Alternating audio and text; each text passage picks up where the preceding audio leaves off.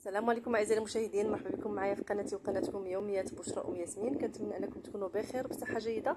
والفيديو ديال اليوم يلاقيكم في احسن الاحوال بحول الله. اليوم البنات غادي نقدم معكم طبق الارز بالدجاج، كيجي رائع البنات وغزال غزال ما تشبعوش منه. بقاو معايا حتى الاخر ديال الفيديو باش تعرفوا الوصفه كامله ان شاء الله.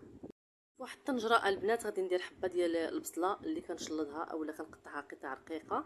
عندي هنايا الفلفله الحمراء والخضراء حتى هي كندير واحد الحبه حبه. عندكم حتى الصفراء تزيدوها. كندير نص كاس ديال الزيت والملحه على حسب الذوق.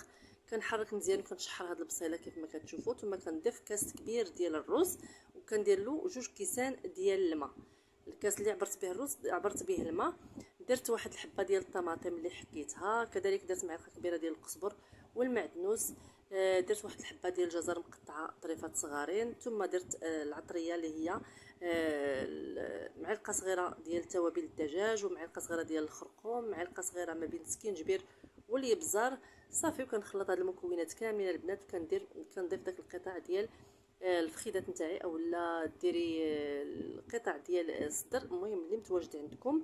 صافي وكنحرك مزيان نخليه يغلي البنات كيف ما كتشوفوا. كنغطيه الكوكوط ديالي، ما كندير لها الصفاره، ما كنبلعها ما والو.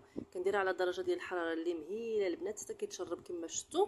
كندير واحد السكين كنخرجوا الا خرجتو ناشف راه طاب، والا خرجتو مازال مندي كنعرف الرز نتاعي راه مازال ما طابش. هنا صافي قدمته معكم هكذا. داك الفخيدات دهنتهم بالزبده ودخلتهم للفران تحمروا وزينتهم هكذا بالزيتون الاخضر اللي بلا عظم.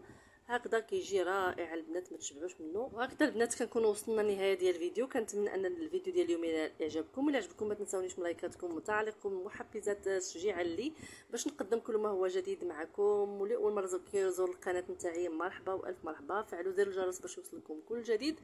وكنتمنى دائما انني نكون خفيفه وظريفه على قلوبكم. الى اللقاء في وصفه اخرى ان شاء الله.